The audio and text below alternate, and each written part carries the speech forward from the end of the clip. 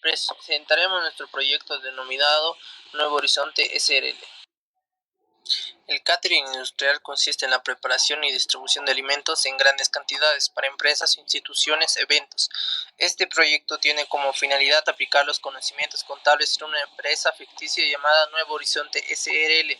Además, se muestra la estructura organizacional de la empresa, identificando las funciones y responsabilidades de cada área para lograr una adecuada gestión administrativa financiera. El objetivo principal del proyecto es desarrollar de manera completa el ciclo contable de la empresa. Para ello se registrarán todas las operaciones económicas, se clasificarán correctamente las cuentas y se elaborarán los estados financieros necesarios para conocer la situación económica de la organización y facilitar la toma de decisiones. Para cumplir con el objetivo general se plantearon varios objetivos específicos. Primero, determinar la situación financiera inicial mediante el balance de apertura. Segundo, registrar las operaciones en los libros contables. Y finalmente, realizar los ajustes y cálculos necesarios de cierre de la gestión, incluyendo depreciaciones y impuestos. NIT de documentos. En esta diapositiva observamos el número de identificación tributaria o NIT, documento que permite a la empresa operar legalmente y cumplir con sus obligaciones tributarias. Afiliación a la caja y licencia de funcionamiento. Aquí se presentan dos documentos importantes. El primero corresponde a la afiliación de la Caja Nacional de Salud, que garantiza la cobertura de los trabajadores. El segundo es la licencia de funcionamiento otorgada por el gobierno municipal. Registro de comercio y matrícula de comercio. Estos documentos acreditan la existencia legal de la empresa ante las autoridades correspondientes. La matrícula de comercio permite identificar formalmente a la empresa y le otorga reconocimiento jurídico para realizar las actividades económicas dentro del país. Afiliación de trabajadores a la gestora pública. En esta diapositiva se muestra el registro de la empresa ante la gestora pública. Este trámite es importante porque garantiza que los trabajadores estén incorporados al sistema de pensiones y puedan acceder a los beneficios de seguridad social. Finalmente observamos el testimonio de constitución de la sociedad. Este documento establece la creación legal del Nuevo Horizonte, identifica a los socios y define el capital aportado. El balance de apertura es el primer registro que realiza una empresa cuando inicia sus actividades. En este documento vamos a identificar todos los recursos, bienes y obligaciones con los que cuenta la empresa al comenzar sus operaciones. Se clasifican en cuentas de activo, pasivo y patrimonio. En el activo vamos a encontrar elementos como caja, bancos, mercaderías, vehículos, terrenos o equipos que van a representar los recursos que tiene la empresa. Y en el pasivo se registran las deudas o obligaciones que puede tener con tercero. Y el patrimonio representa el aporte realizado por los propietarios. Este documento es importante porque nos permite conocer la situación económica inicial de nuestra empresa y sirve como base para registrar todas las operaciones que ocurran durante el periodo.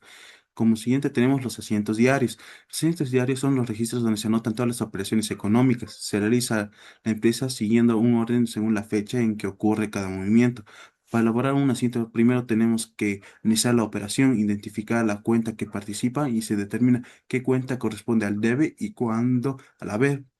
En este proceso se aplica el principio de partida doble, donde los valores registrados deben mantenerse igual y por eso hemos registrado en una casilla el total para que tengamos registro de que todo está en orden. En los asientos ya se pueden registrar diferentes operaciones como compras, ventas, pagos, cobros, movimientos bancarios y obligaciones tributarias.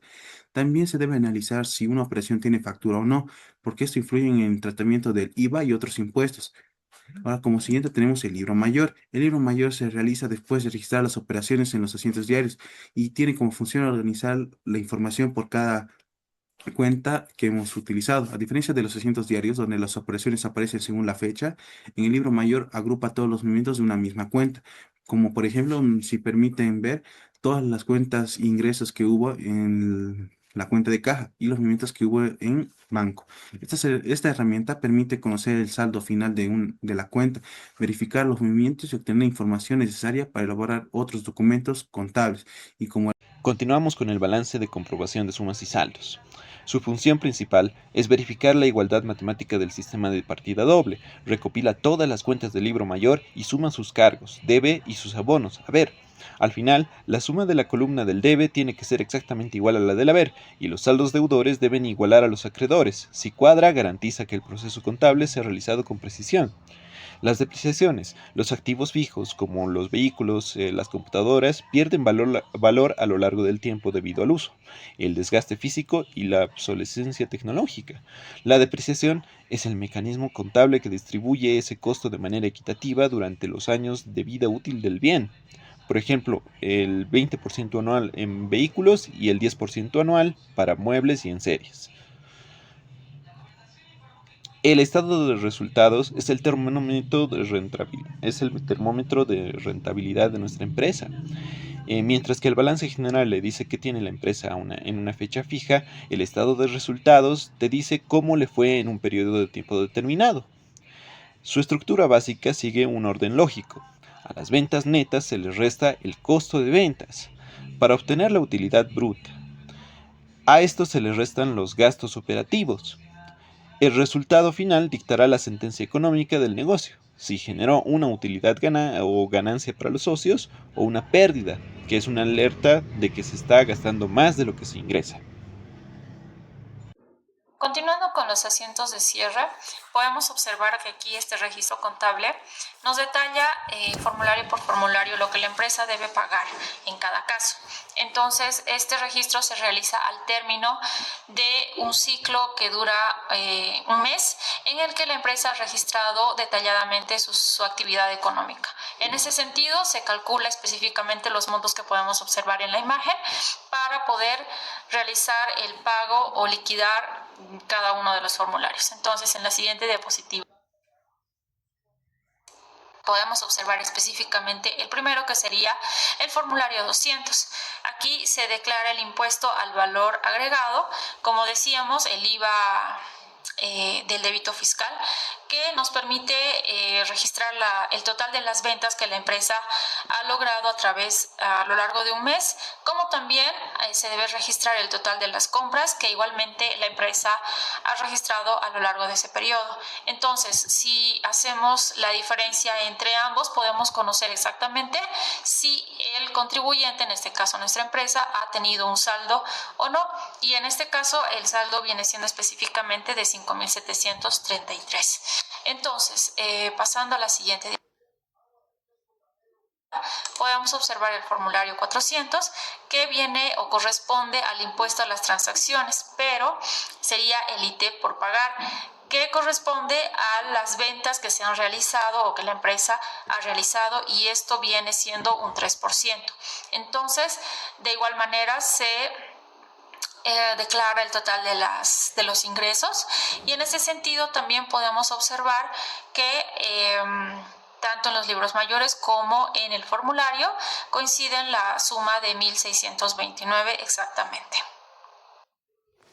Primero, mediante el formulario 410 es donde gestionamos el impuesto a las transacciones IT de retenciones. Aquí es donde declaramos el 3% sobre pagos a terceros por servicios donde no hubo factura, asegurando así que el impuesto se retenga y se pague correctamente.